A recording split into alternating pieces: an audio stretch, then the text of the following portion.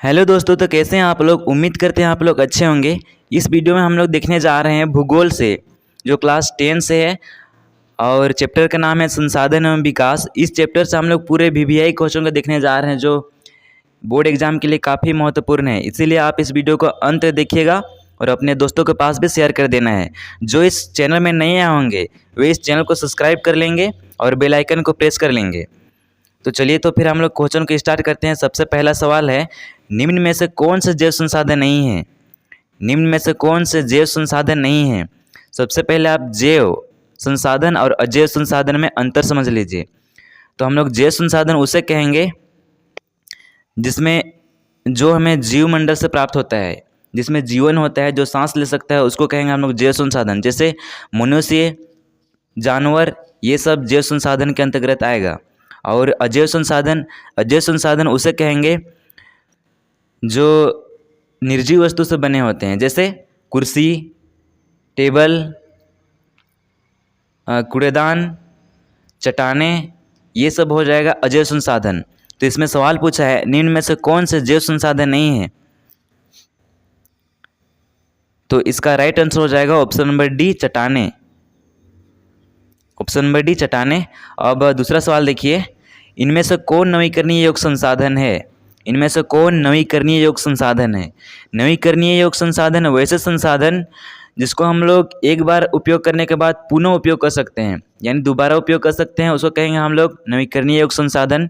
जैसे सौर ऊर्जा, फिर पवन ऊर्जा, ये सब आपको हम लोग पुनः उपयोग कर सकते हैं।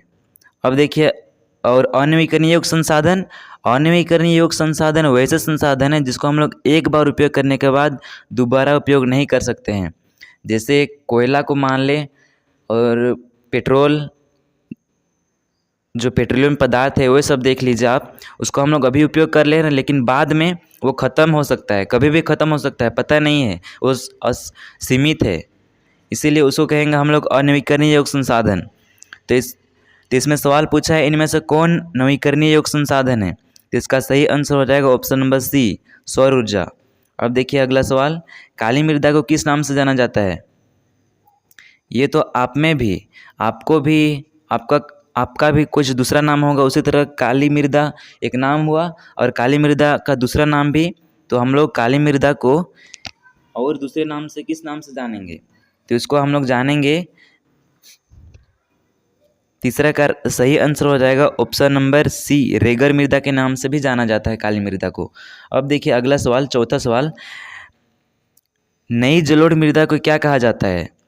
नई जलोढ़ मृदा को तो हम लोग कहेंगे इसको खादर कहेंगे, खादर। नई जलोढ़ मृदा को खादर भी कहा जाता है। अब देखिए अगला सवाल, पांचवा सवाल देखिए, किस मिट्टी में लौह धातु की अधिकता होती है।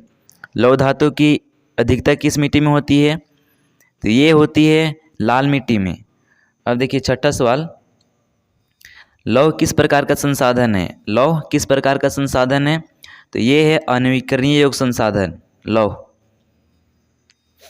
बांगर और खादर किस प्रकार की मिट्टी है। बांगर और खादर, ये है जलोढ़ मिट्टी है, बांगर और खादर। अब देखिए अगला सवाल, आठवां सवाल, किस प्रकार की मृदा में कंकड़ की मात्रा अधिक होती है। किस प्रकार की मृदा में कंकड़ की मात्रा अधिक होती है। तो ये बांगर मृदा में कंकड़ की मात्रा अधिक होती है। अब देखिए 9 नंबर सवाल, भारत के कुल क्षेत्रफल के कितने प्रतिशत क्षेत्र पर पठारी भाग है। ये 27% क्षेत्रफल पर 27% ये भारत के कुल क्षेत्रफल पर पठारी भाग है। अब देखिए 10वां नंबर सवाल, समाप्यता के आधार पर संसाधन कितने प्रकार के होते हैं। ये 2 प्रकार के होते हैं, नवीकरणीय योग्य और अनवीकरणीय योग्य। अब देखिए 11 सवाल, प्रथम अंतर्राष्ट्रीय पृथ्वी सम्मेलन का आयोजन किस वर्ष किया गया था। तो ये किया गया था 1992 ईस्वी में। अब देखिए अगला 12 नंबर सवाल, जिस भूमि पर खेती की जाती है उसे क्या कहते हैं। ये सिंपल सवाल है, जहाँ हम लोग खेती करेंगे उसको बोलेंगे हम कृषि योग्य भूमि, यानी ऑप्शन नंबर ए सही हो जाएगा। तो इस चैप्टर से ये अंतिम सवाल था। तो कैसे लगा आपको ये सब सवाल। अगर अच्छा लगा होगा, ये वीडियो अगर अच्छा लगा होगा तो अपने दोस्तों के पास शेयर कर देना है। और जो इस चैनल में नए आए होंगे वो इस चैनल को सब्सक्राइब कर लेंगे। तो फिर हम लोग मिलते हैं अगले वीडियो पर। तब तक के लिए बाय।